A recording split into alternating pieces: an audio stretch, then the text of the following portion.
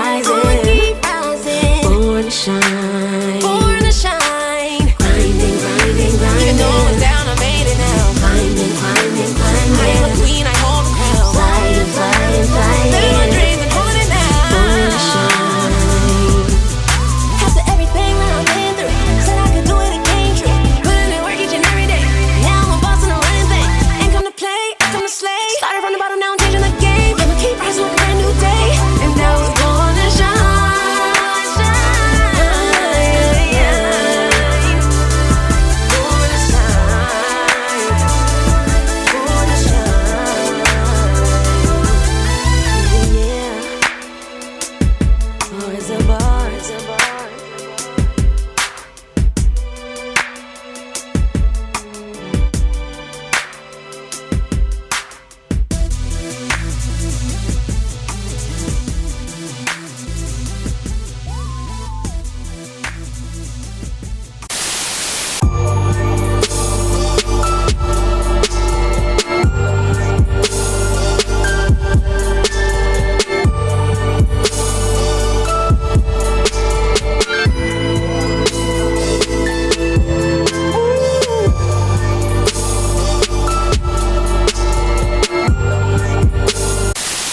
Hey guys, it's Miss Melony here. You are watching BARTV with Tishluv here. Hi guys. And we have Dr. Darrin In the building.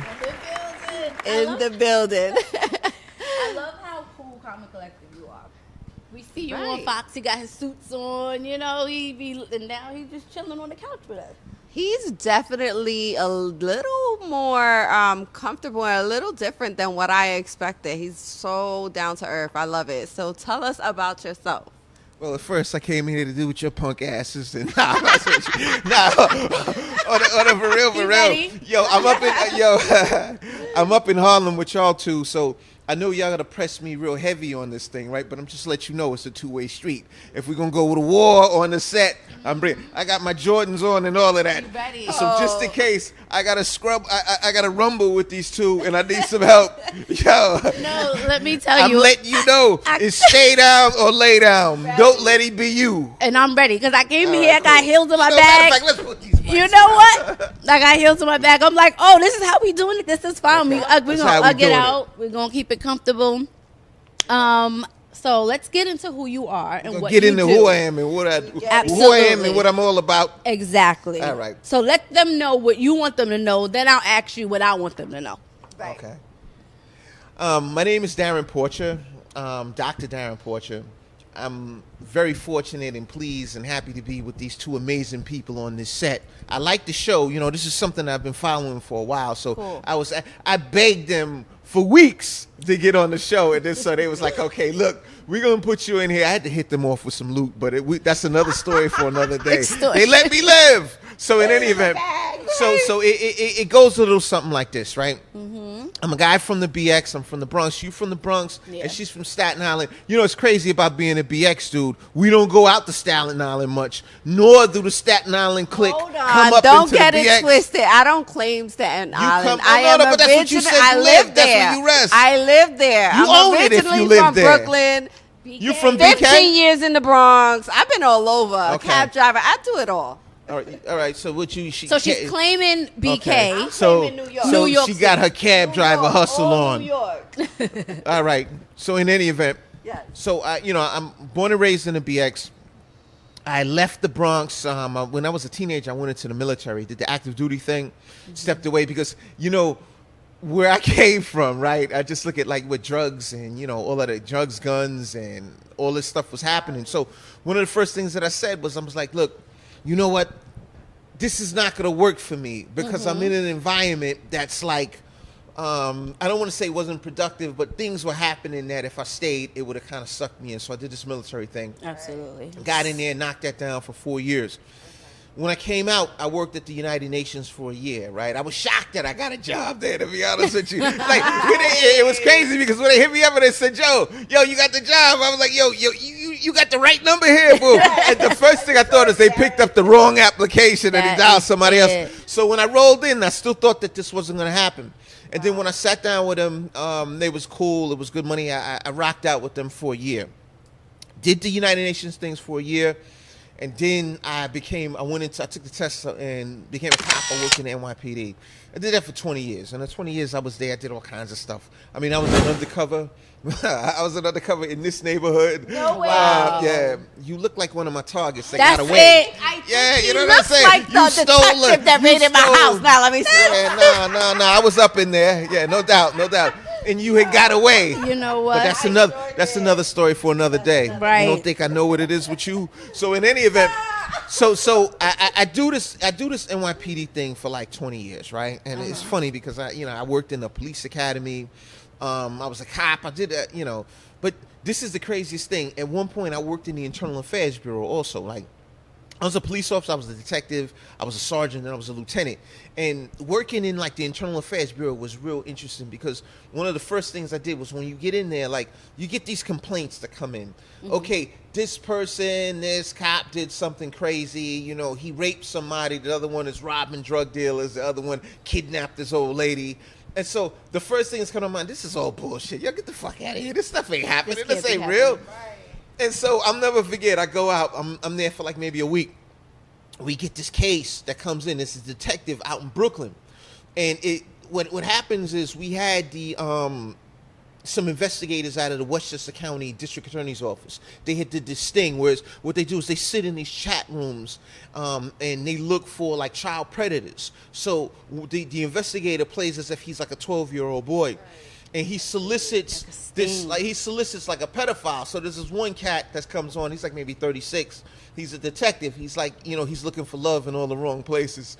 And he's married at that, but that's another story for another day. Wow. So it goes a little something like this.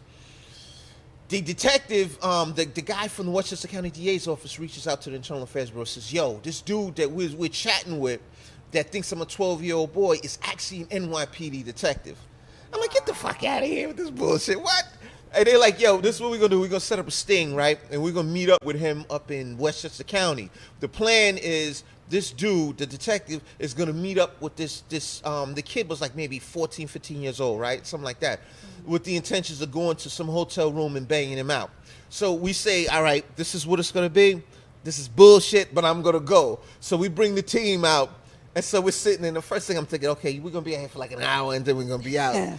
Next thing I know, the dude rolls up. Bow! I'm like, oh, what? He's there. So I got to tell you how the rest went. We basically, we handcuffed him and, rolled him out like he was just some thug that was knocking out people on 125th Street. Mm-hmm. Right. He So, got the same yeah. So we banged him out. We took him to court. And then he was going to get fired anyway, so he just resigned. But he was married. And then, that really told me a lot of this is not the bullshit that you think. Then I had another case that was interesting, right? Mm-hmm. We had a team, like there was a guy, they had this team, they referred to him as Vice. They go out and they would hit, like at the time, like people illegal numbers. You don't see illegal numbers as much as you did in the past. Okay. But anyway, like they would go, this team would go into like these places with like brothels, with whorehouses, so to speak. So they would hit whorehouses. They would go to like clubs and bang them out for like underage drinking, shit like that. So there was this detective that was on one of the teams, the sergeant was like, this dude is crazy. He's running up in spots, he's taking money. I know he's doing it. But whenever I confronted him about it, he's like, nah, it's not like that. So the sergeant reached out to the Internal Affairs Bureau and was like, look, we want to set up a sting on integrity test for this dude. So it's like, okay, cool. So what we do is we run up in a spot where they having like gambling numbers, illegal numbers and all of that. We lock everybody up. We drag them out of there. And then what we did was we drilled holes into the walls. We set cameras up and all of that. So we set a stage. Oh. And then we put our people in there. And so, like, we got all of this stuff is popping off, and the sergeant brings the team up in there, right? And then they go and they lock up our guys, and our guy got, like, a couple of racks. I think he may have, like, 5 or 6 racks on him or something like that. So he got $6,000, and then when they go to voucher it, he takes some of the money. So, because he asked the undercover, like, how much loot you got on you? He was like, yo, I don't know, $1,000 maybe, but he got, like, 6 racks. And so I guess he figured that was the green light, his sweep, and so he took what he could. And so what happened was we just basically followed him around. All of the money was marked that we had. So we banged him out on the back end. So there was a lot of that stuff that was happening. So, like, a lot of times when I look at police officers, and I'm gonna be the first to tell you, it's dear to my heart that what cops do in these streets, because we need police in our society. Because if we don't have police in our society, it was gonna be like the purge up in this piece. Right. So somebody got to hold us down, because you may think that it's survival of the fittest and you holding it down on your own, but that's not the case for your grandmother or the infant that's walking down the street, etc. So all of these people need to be afforded that protection. Right. So that shroud of protection comes from the police department. I can speak for the NYPD or in other places. You have police that maintain a level of sanity in society. So moving forward, I had a couple of other situations, right? Oh, you trying to interrupt? I was You trying going to dig say, me because out? this sounds like a TV show. Like, this is crazy that, Are we on what- SVU, right? This stuff really goes on Yeah. inside So you the. make me feel like, I really watched episodes that really could happen in Yeah. real life. It's just They're not made making up in stuff up. scripted. This is real It talk. This really happens. Like I wrote actually I got a script that I put together Look at this. that I'm putting out, and this Add is that to his title. hard Add body. those When I tell you this is hard body, and this is all true stuff. So you have a script going on. Go ahead about your script. I'm very My interested. script is bananas, banged out, hot to death, hard body in New York shit, all the way. And it's about the stuff that I dealt with, like as a cop. And it's not a biop. It's just I just got a bunch of. It's a series, and I got my pilot right now that I'm shopping, and it's just about like stuff that happens in NYC. How you had the Russians running oxycodone through these clubs down in the meatpacking district, and human trafficking, and it's crazy. When I tell you it's crazy, Sounds crazy. It's fire. So It sounds like something I need to watch. Fucking around the next time we see one another, y'all might be on the team promoting this thing. This is you what I'm know? saying. So, Or better and because I definitely can see myself acting in a pilot. I'm just putting it out there. I'm not trying to get you as an actress. existence. I'm trying to get you. Behind the scenes. I'm trying to boss you up, lady. Well, I do Right. both. Yo, I'm not trying. Look, I can absolutely do both. I'm not putting you in a donkey role. I'm looking to make you bossed up Well, and don't like, talk about your yo, actors. we need all of these dudes over here, and this is what we paying. If you ain't playing, this is what we paying. If you ain't willing to accept that, you on your own. That's what I it. need you to be. Okay. I mean, The gatekeeper. I can do that too. You can do all of that, Why huh? not? Why not? Okay. So you being a cop for all the 20 years, I know, like you've seen everything go on. I didn't see everything. It sounds like a lot. You've seen a lot. You know. How do you feel about the relationship between police officers and civilians, and especially urban communities now? I think that's a very important relationship, and one of the things that people don't realize, you got that relationship between police and community is symbiotic. The two have to function together. The gross majority of what police get are tips. If the community doesn't call up with tips about, look, somebody's doing this, that, and the third, then they're not going to effectively be able to cut down on a crime rate or protect the community. Because let me give you an example. We live in New York City, right? New York City is 360 square miles. We have a population of 8.5 million people, and we only have a police department of 38,000 cops. 38,000 cops pales in comparison to the intelligence that you can elicit from 8.5 million people. We need that person that says, look, you know what, downstairs, they're hustling in front of my doorway, they're selling drugs. Yo, 3 blocks over, I see dudes, they're pulling out Mac 10s, and they're running up on cats and sticking them up. We need those people to let us know that it's police. Therefore, we can effectively interdict it. If we got this case of the police and the community are in separation, particularly in the urban communities, it becomes somewhat of a troubling issue. And I think the onus should be shouldered by the police commanders in those areas, in the urban communities, where they can rebuild and restore that trust. And that goes back to something we refer to as 21st century policing. This is something that came back in the Obama years in terms of setting forth a level of transparency between police and community. You see that a lot of times with body cams, things to that effect. The community has to trust police that, look, if I give you information, this is all going to be confidential. It's not going to be a situation where I give you the information, you lock the dude up, and after you lock the dude up, you let him know that I gave you the information or the source of where this is coming from. We need to work together, and we need to coexist to make this a better place. Okay, shoot. Isn't it? They're entitled to their discovery, right? So is it ever really confidential? Yes and no. They're entitled to the discovery once you get to the trial phase. Oftentimes, especially with a confidential informant, we have secret indictments. There's a host of ways that we can usurp not giving this information to the arrested person. The constitutional amendments allow you the ability to face your accuser in court. But initially, when you go in, you don't have to know where this came from.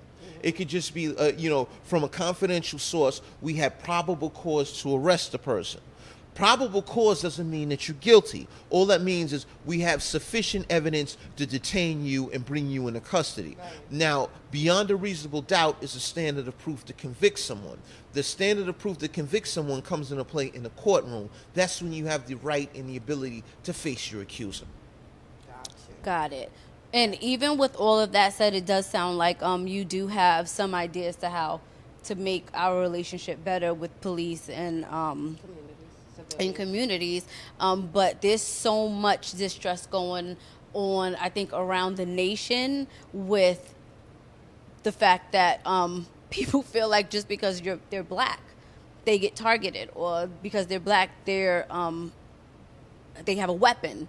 How do you minorities, especially minorities? So how does that get fixed? Like, I feel like before we trust you enough to sit down and have a conversation, I have to trust that you ain't gonna shoot me because you feel like I'm being hostile just because I'm black.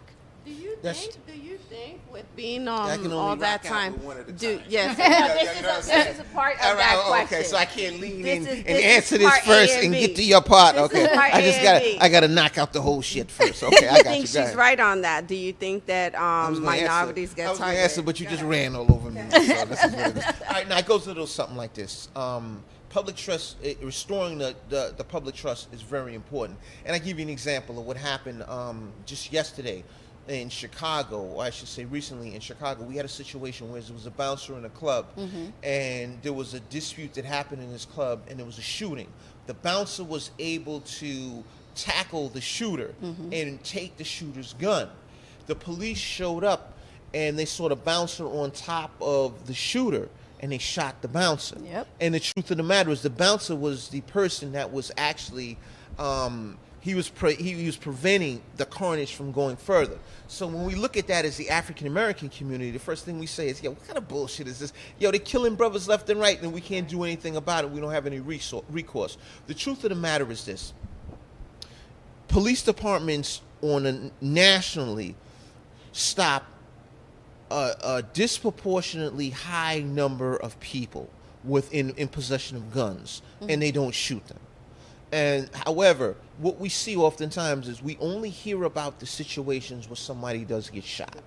And those are the issues that we harp on, and we don't look at the quantitative statistics to show this is the number of people that were stopped with guns. And we don't see, we see the one person that was shot by police, but we don't see the 10 million people that were stopped that were in possession of guns that didn't get shot. But I'll tell you this: one person getting shot is too much. Absolutely. And so when we say to ourselves, what can we do to curb this? One of the first things that come into play is something that we refer to as implicit bias. Everyone in this room has an implicit bias. That's a preconceived bias about people. And I give you an example. You're walking down the street. If you see at 3 o'clock in the morning and you see 3 African Americans that look like in their early 20s, and they got hoods on, right? They got their heads down and they're walking past you, and you're by yourself. Your implicit bias is going to lead you to believe when you're in a dark, desolate area, you just came out of a club, your Uber is shitting all over you, and you're trying to find your way home, and then you run into these 3 cats. Your implicit bias is going to direct you on some, oh shit, I hope these motherfuckers don't come over to me and do some dumb shit. That's just your implicit bias. But that's no matter where I am. Nah, all right, cool. All right, so that's an example of your implicit bias. You have that preconceived bias when you see people when you see black people in that type of setting.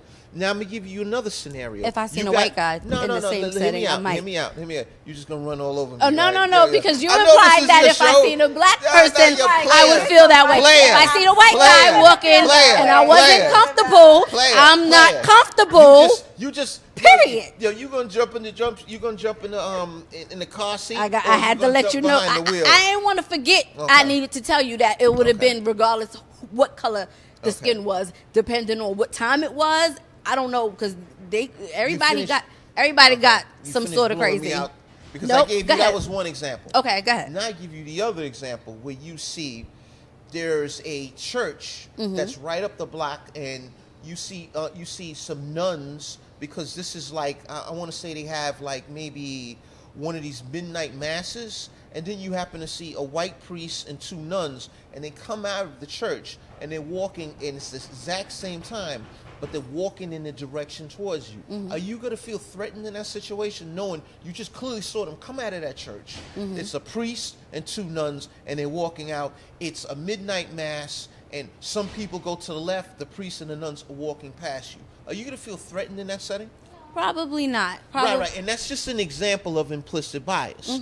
You have 3 people that are approaching you at the same time, but your bias is different. Police are no different. When police become members of the department that they represent, they still bring in their inhibitions in that implicit bias.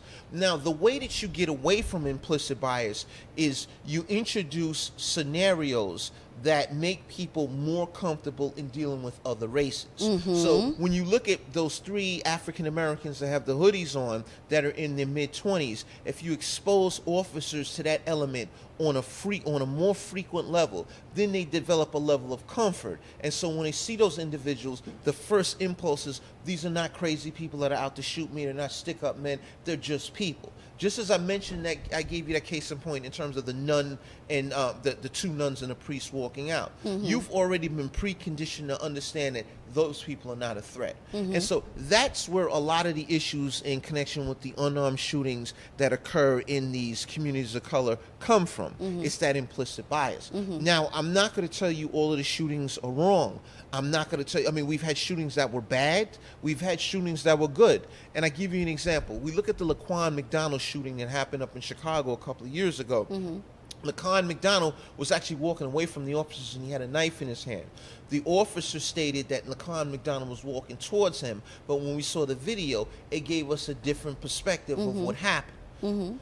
We look at something like that and we say, okay, look, you know what? This was wrong. The cop needs to be charged and convicted accordingly. He was just recently convicted. But then you have situations, and a lot of people have a tough time grappling with this. But you have issues whereas you have people that are, you have African American men that are shot, and then you have witnesses on the fringe that say, look, the person had their arms up and they were in fear of their life and they were surrendering, and the cops shot them anyway. I've been on the other side of that. And I can tell you, these people have said things, these people have introduced untruths. And what it did was it created a very difficult scenario for the community and the police to coexist. We need people that step up and present the facts. We need officers to do what they're supposed to do. And the community has a job too. And a lot of it is this. Put yourself in that officer's shoe. The officer pulls over a car, and the person inside of the car has an Uzi machine gun sitting in a passenger seat. The officer says, show me your hands. The person that got pulled over has a warrant for their arrest in North Carolina. They're totally hell-bent on not going back to jail. The cop comes up to that person and says, show me your hands. Hell no, I'm not showing you my hands. They hit the gas and they pull off. The officer catches up to that person, and when he catches up to the person, they tell him, show me your hands, and the machine gun is in the passenger seat, and they're reaching towards that passenger seat. What do you think the officer should do in a situation like that? Do you think the officer should wait until the person has it in their hands and shoot him, or give him another warning and say, didn't you hear my first warning? I'm giving you one more warning, and that's it. I understand that, because you're saying that the officer actually sees the gun. But I'm talking about the situations when there's no weapon. Like I just mentioned to you. And it's something that is a figment of the officer's imagination or the weaponization of their skin color. We're also talking about white guys who mass shoot people and can leave unharmed, get arrested without being shot in comparison. So I understand that officers pull over or have to talk to or arrest a lot of people with guns. But you're not trying to hear that. We want to get to why is this happening at all. And because at the end of the day, for some reason, no justice, our white counterparts go ahead. Go to jail and are able to explain what happened. Right. Where black people Mental health is get laid down it's something the they get laid down. And I'm not saying that the officers Yo, I life come is in not. peace. Yo, wait, you wait, wait. giving me a whole I'm lot not of saying time. that the Yo, I officer's come in life. peace, all right? No. Yo, can I I'm get some not- help up in here? I'm not saying that the Swinging on officer's me life and is all not that. I need the important. police right now, you know. But You they took should be 15 well jabs trained at me. before they are put out on the beat with a gun. That's number one. Okay. They need to be better Training. trained. Like you said, they need to be Implicit put in. bias training. Exactly. They need that. Okay. They need That hand is compassion. getting closer and closer. To I'm sorry, because you're 20 years. Yo, that's falling out like pow. Take You know, that. Can you handle that? Down like a Spanish. They- Ass. Absolutely. It's just, I mean, I get it, but I feel Get like it. officers are held to a higher standard. You Okay. guys deal with people's lives. You guys, now I'm involved. He's an Nah, officer. you guys, yo, They- I'm shooting people in the street now. Look. They deal with people's lives. You just can't keep telling me, oh, I thought he had a gun. If he had a gun and we can prove that he had a gun, then I don't have no argument with you. But it's not going to be too many more of, oh, it was a brush. Oh, you have to be better trained than that. I'm sorry. This is somebody's life. This is somebody's Let me give you a family scenario. member. Let me give you. Just before I give you a scenario, just statistically, Mm-hmm. more whites get shot by blacks. More whites get shot than blacks by police. Oh, yeah, You know because that? they're the majority Right, of the exactly, people, so it's exactly. going to happen. They're the majority. Yeah, And I I'm gonna understand give you- that. I'm going to give you another. And whites kill people just as much or more than blacks kill blacks because they are the majority Right. of people. So that's... But you can't, like, and I hear people say, what are we going to do?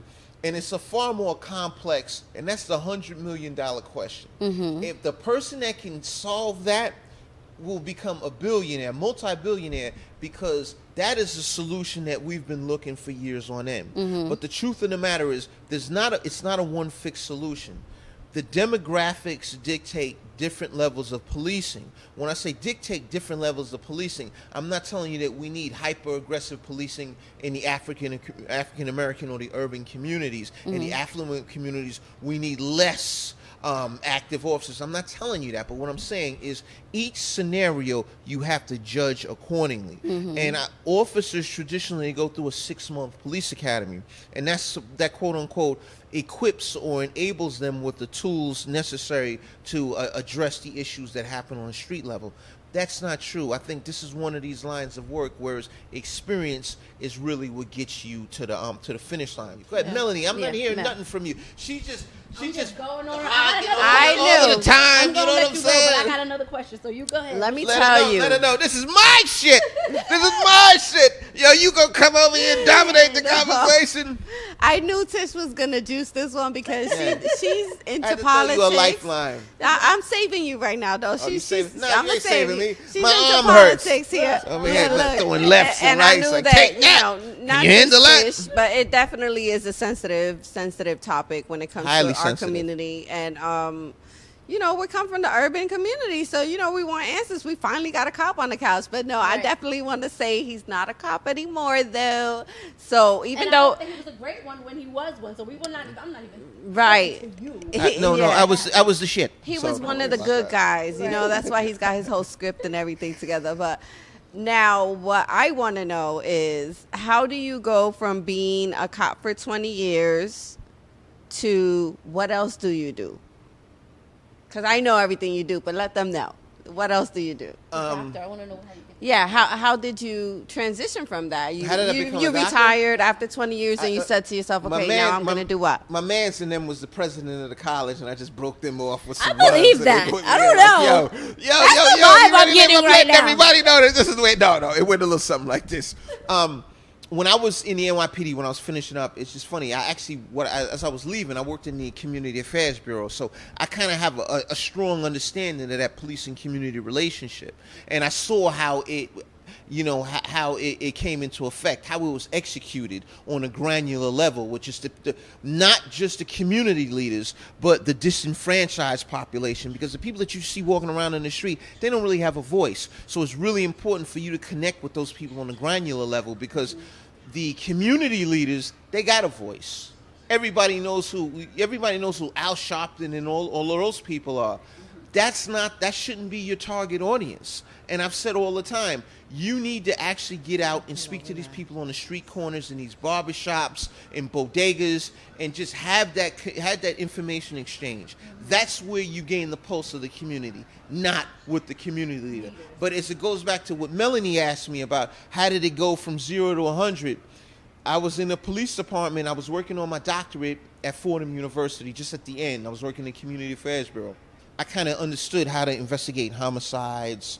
Primarily, that's what I deal with now, and I've had some really high-profile cases all over the country. And so I said to myself, this is actually, this is something I know how to do. It's like second hat. And then this television stuff started coming my way. In addition to that, let me take it back a couple of steps. Thank you. I worked in the music industry for like 10 years. How? And so I did security. How? What did you do in the music I did industry? security for Mariah Carey, DMX, Nas, a whole bunch of people I worked for, and I just would be here going on and on about that. And that was after being a no, cop? it was actually it was somewhat During. of a hybrid because I was doing that while I was in the NYPD. Okay. So I had my regular hustle at night. I would hold down these dudes. I'd hold these cats down with shows and stuff like that, and then I'd come to work the next day, and this is what it was. Okay. It was a couple of extra coins in the pockets, Yeah. Get that bag. Definitely. Yeah, so in any way, I'm trying to grab that bag, not every day, all day and every day. So Right. moving forward, I did that. And then I met a lot of people doing that, working in the industry. I worked for a lot of, I worked for the CEO of Interscope. I knew a lot of people. And so when I came out, I got my doctorate. Then a lot of this other lane started to open up with this television thing, right? So do a little bit here, do a little there. I would come on these different shows, Fox News, the local, the cable channel, MSNBC, CNN, ABC, and then do stuff at Hot 97, the radio station here. And so And when you would go on them and do what? Like just speak as the professional officer that you were, or just no, Melony was industry my lane. talk? Melony was like, yo, look, I got this real live cat up in this piece, right? We need to put him in position. He's going to come up here and do the damn thing. And so when you put me in play, I had the lane, right? Boss moves. You know what I'm saying? So Melony's bossed up. No, it just happened because, like I was telling you, I know a lot of people in working in the entertainment industry. So, a lot of those people, and it's so crazy, right? Because, like, a lot of the interns would work at these places. Like, one of my partners, JD, for example, he was, like, one of the interns when I was working for Steve Stout. And now, like, he's like a big deal in the music industry, right? Just in one of these labels. So, I'm not gonna blow him up, but it's just because people hit him up for free shit, right? So, but anyway, I just like know BARTV now. like I know so many people in the industry, and it was just one of these things that it was a seamless transition. So, I started out doing like, I think it might have been like Channel 11 or something like that. Then doing like Fox 5, the local, and then CNN, MSNBC. What else? Just Fox, the cable channel, Hot 97, the Wendy Williams show, and then it's just like different. And then I do a whole bunch of different stuff all over the place, man. BBC, and you just come in and initially, a lot of that stuff is weird because a lot of it was serious topics. Like let's say, like just a couple of days ago, they had this shooting that happened in California. I go on set and I'll speak. I just give like an interpretation to this is what's happening. The police response is going to be this. The subject or the assailant is this is what the profile is, and this is what I just kind of give like a breakdown that's easy to digest for the viewers, so to speak. And you do the stuff on like a show like let's say Wendy Williams, for example. That's just throwing grease on celebrities, Hot doing topics. like hot topics, Hot topics. and stuff like that. And then it's just different things based on the topic or the subject matter that you come in. So it got to the point where I just got kind of comfortable doing this stuff. Cool. And now this is where we at. And now I'm on the couch with the dynamic duo, I'm just saying, laying down their murder game type proper. Can we go there one more time? We can take you Nah, back. we can go there. I gotta go there one more ahead. time with you. Take me back there 2 times. You could let me know if this is right. No, not sensitive because it ain't sensitive. He's fine. There was and I don't know if verbatim, but you saying that we should all get behind unite behind Donald Trump because he is the president. Absolutely. And to not unite behind him is like getting on a plane and waiting for it to crash. Rooting against the president is the equivalent of getting on a plane and hoping that the plane crashes. So that was you. Right. No, that absolutely. And I'll tell you So where you that still comes feel from. that way? I still feel that way. Okay. And I feel that way not just for him, but any president that we have in office. And I'll tell you why. Yeah, please tell me why. We may not like a lot of the policies. Mm-hmm. There are policies that the president has in play that I don't like. Mm-hmm. But at the same token, when the president succeeds, we as a nation succeed. And it goes back to me being a prior military person. We want somebody in there that's going to keep us winning. So if it's Trump, if it's Bush, if it's Clinton, or if it's Obama, we need somebody that's going to give us economic empowerment and get us to where we want to be. So let's say let's say Trump does something we don't like. Let's say, I'm going to give you a scenario. Let's say? We don't have to let's say. But go ahead. Yeah. All right. You remember this was a year and a half ago. We had the in Charlottesville, right? We had the white supremacists that were on one side, and then we had the African Americans and the Antifa people that were on the other. And then we had a white supremacist that ran over one of the protesters, and which was a very horrific situation. So then Donald Trump comes on TV and says there were good people on both sides. I came on television that next day or the day after and said how ridiculous that comment was. We don't have good people on both sides. We need to call a spade a spade. That was a statement that was out of order, and it shouldn't have been made. That if that was your ideology, you're in the wrong place. But I'll tell you something that he's done that I'm very happy with. Economically, we're in excess of 3% GDP. We look at where the economy is. The economy is the best that it's been in a long time. In addition to that, I'm an ex-military member. Defense spending for the military has been far greater, and I think that that's important. But let me give you another situation that I had an issue with. We look at the separation of kids at the border with their families. I had an issue with that. I felt that there shouldn't have been a separation with children and their parents. I felt that they should have been housed together, and if they were going to be deported, they should be deported together. We shouldn't separate one from the other. So what I'm getting at is, and I think the confusion comes is, it's not so much the person, but I support the office of the presidency. So whoever is in that position, I support that office. And it goes back to this. I can be in a relationship with somebody, right? And they do something that's crazy. Or let me give you my kids, for example.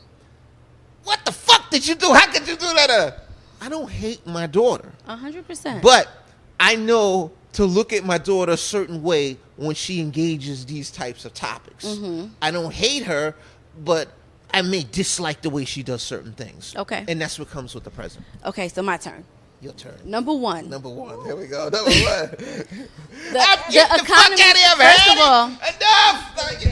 because you ain't gonna tell me nothing about no economy. Economy goes up and down. They're gonna chase me. As long as America been America, the economy has went up and down. A lot of the good things we see in this economy today have stuff to do with Trump, but it's from the Obama era. But that's not what I'm here to argue. What I am here to argue about is number one, when you say we should have to stand behind, we should stand behind because we all win. That is factually not true, because there is a process called impeachment. Because if a president is doing something, whether it be policy-wise, legally-wise, or morally-wise, they can be ousted. You can't oust your daughter. You can't put. Wait. You cannot. No. I let you talk. You cannot put the president. Hold up. You cannot put the president in the same category as I don't like what my daughter did and I yelled at her but we still gonna go. No, that's your child. You have to do. I don't have this president. You can dislike something that someone does. I dislike everything he does. And you got a right. And you got a right to do that. I'm not. And I'm not a conservative. I am a liberal. Your vote is your 100%. Right to do it. Listen, I'm not a conservative. Okay. I am a liberal. So people might think that it's biased, but no, I didn't have these strong feelings about Bush, and I'm too young, no shade, but to go too much further. But when Bush was here, like, there was issues, and we all understand that. But morally, this president is wrong. Okay. Period. The way he talks, he's a bully. Like all you, of it. like his you. policy. Bullying me on the set for the last 20 minutes. It's with love. So he's doing he what don't you have doing no to me. love. He don't have no love with it. His policies, they can be yes or no, but he lost the popular vote. So I think he won the presidency out of ignorance and out of laziness and out of disbelief. People didn't believe he could really be president. You think he was a lazy guy? That's how he wanted? No, I don't think he was lazy. I don't think he was lazy. Okay. I think the voters were lazy. So he lost he won. The more powerful that finger comes at me. He won. It's I know. just a matter of time before I get caught. I'm very passionate. Okay. He won the election out of the voters being ignorant, out of the voters being lazy and not knowing that this could actually happen. So his presidency to me is illegitimate anyway. Wasn't what it should have been, is what you're saying. At all. Okay. I can agree with that. His the turnout could have been better. Absolutely. For all elections. Yeah, definitely. Right. I mean, I Did think you now vote? people are every time. Did you vote? Every time. Who did you vote for in this last election? I voted for. I'm in Jersey. I'm in Jersey, but let me tell you something. Who did you vote for the presidential Democrats, election? straight down the ballot. I didn't ask you. No, I didn't. But I'm being honest. Who did you vote for I'm being in honest. the presidential election? I'm asking in you. the presidential. Yeah. Hillary, yeah. 100%. I wish I could have voted a million times because it wasn't a vote like just because it was. I actually like Hillary, and that is debatable. Some people don't. Like I was saying, I feel like this president was illegitimately elected. Now, back into that script you said. So is this the first script that you write? And how long have you had it together? I got a hard body fire that's just sitting there. Let me tell you something. Whenever I turn my TV on, I say, fuck, there's nothing on. This bullshit. Do you ever feel that way? You turn your TV on, yo, there's some bullshit. People think I'm crazy. They're like, all day. You don't watch this show? Every channel in the fucking book. I got HBO, Showtime, Stars, the movie channel. So I got all of that shit, plus the local channels, and there's still nothing on. So I'm like, yo, what the? And I'd like to see some real hard shit. Like, I look at a lot of these shows, like, let's say, like these cop dramas, and it's bullshit to me. I'm like, get the fuck out of here. They're running with that. Some real, like, I tell you, my favorite, the show that I really loved. Did you watch The Wire when The Wire was on? Yeah, I did. Yeah. Now that's what television's supposed to be. I like Power too. Power, The Wire, and I'll even fuck with Empire. But I like real shit, and like I'll say The Wire really gave it to you on a hard body street level. Okay. That's the shit that I'm bringing. I'm bringing heat in the door. And so with this thing right here that I got, when you see this, you're like, what? They got this shit out. It's a movie script or television show? Well, I got two. I got a movie and I have a series. Okay. And but both of what I have is about NYC shit. All stuff that you've seen happening here in New York, it's not LA shit, it's not Houston shit, it's all hard body NYC, nightclub, the drug scene, all of that gangster shit is in my script. The music, all of that. So I'm talking about my soundtrack. Do we have titles, or you're keeping that to yourself right now? Now you're killing me. You can't get Killing me. We need exclusives. Yo, right. And what? Beat up. How long have you been sitting on the content though? How long you been sitting on the script, shopping it around? I want to say, to craft it took a while, because what happens is this: the average person has a short attention span. So what I piece together were things that people can understand. A lot of this shit is a lot more, it's difficult to follow. But so I want to say, compartmentalize things to where people can understand it. And that took some time, because you want to put hot shit together that people can watch and they're like, okay, this is what, because you know what I hate? I hate when I walk into a movie, right? And the first scene is fire. Like, oh, that shit is crazy. Mm-hmm. And then we go like 30 minutes later, and then there's some more action. So the other 30 minutes, I'm entwined with a bunch of sucker shit, dealing with things that is just totally taking my whole shit from beginning to end. Fire. Is war. Okay. And it's all NYC shit. It's like shit that's really happening in these streets. I got cops shooting the wrong people. I got cops shooting the right people.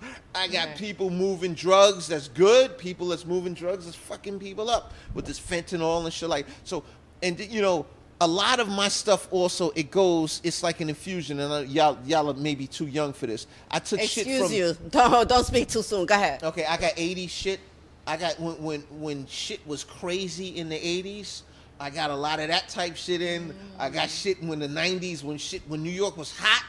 Right. All of that's what my stuff is. Like now New York ain't really as hot as it used to be. Yeah. You know what I'm saying? Which is a good thing. So it's just so how long is it gonna be before we could get a position here behind the scenes? Y'all on are this hired. team. We Y'all hired got already. gigs now. BARTV, okay, y'all because we can about start- to push this to the max. Your internship starts with cleaning my house, driving me Oh, around. You know what I'm indeed, saying? This is Taking some notes. Trump- this is some yo, Trump but this shit. you started from the bottom. Now you here, right? This is this is how we do this thing. Dr. Darrin. Right. Yeah. I'm nothing. I'm excited about your show. It sounds like something that I will be very interested in watching, and I think everybody Well, else when we cut off would the be air, too. I'll show y'all what it is. That's what we can do. That's what we're looking Yeah. forward to doing. Okay. Okay. Yes. Well, thank you for hanging out with us. Well, thank you for banging me out, but let me tell you something. It was a pleasure. all right? Good. Would This you was come like- back? Of course I would come Oh, back. see? Of course I come back. I just bring the hit squad outside. Like, Waiting as for soon me. as these broads step on Waiting set, action. These white floors are gonna be blood red You with the know beatings what? that y'all are gonna. We hit women up in the. Nah, I'm messing with you. So- No, all jokes aside, it was a pleasure. I mean, this wasn't a pressing interview. It was a fun interview, but Yeah. in no way, shape, or form was it. My whole thing is this, and I'm telling you this as being a guy that's been around the track. If you sign up to do one of these interviews, be prepared for what comes. Right. If you ain't prepared for it and you want some sucker shit and you need to bounce, then you shouldn't have walked in the door in the first place. And I've been Absolutely. around many times with people that, the interviewer or the host like pressed them real hard. Yo, how could you ask me that? And then they got up and walked out. Yo, this is not your thing. Right. If that's what you're going to do. Right. So my whole thing is this. I sit down and you can come at me with anything, and if I don't want to answer something, I'll just say, yo, get the fuck out of here. I ain't gonna do that. Let's go with the next question. Right. Punk motherfucker. He ain't But gonna do it. Nah, But that's- like I said, thank you. Yeah, tell them where to find you. And I know about the script. Do we have something else coming out like soon? Where else can we find you? I mean, I give you my Instagram, I give you my Twitter page, and all of the the social media. This is some simple shit, right? You go to Dr. Darrin at Twitter. That's one way. Or you just go to my Instagram page at Dr. Darrin, and then boom, you can just jump right in and you can see I feel like I everything. followed you and you Hard didn't body. follow me back. He doesn't follow back. You guys. no, that's not He true. follows Nah, back. you I didn't get a send me follow back. Matter of fact, we'll do this right now. Let's do it on air. Hold on. What's I up? never Oh my got. gosh, you got him on What's the up? spot. Yeah. Because that's disrespectful when you follow somebody and they don't follow you No, back. that's not true. But there's some people that. all Oh, right. this is what you follow. I see. This is Oh, what whoa, You got it. whoa, easy. Look. All right, put your. I am Put right. your boss tag up in Yes, there. Let me get you to follow me like I'm somebody special. Right there. Oh, look, Oh, follow yeah. back. Now we're following each other. Yeah, she did Oh, you know request why I it. didn't follow you? Because you just. I followed myself. Oh, you did? Yes. Oh, okay. The reason why is because you just had Tish. I won't follow somebody if there's no picture. Because Oh. if there's no picture of you, I don't know I don't know what the fuck this is. Right. I can't tell you the hate mail that I get from people. Really? I wonder why. I'm just joking. All the time. Joking. I mean, it's me. Here Yeah, I am. now I know. Now you So we know. locked in. We locked in. With Absolutely. With beeps. Tonight. All No. Well, anyway, thanks for hanging out. BARTV, Dr. Darrin, Fox News, CNN, Wendy MSNBC. Williams, MSNBC. and Hot 97, you better act like you know. I know that's right. Where hip hop lives. Right. Well, I thought hip hop was on the couch. I mean, Okay. there you go. All right, guys. Miss Mel.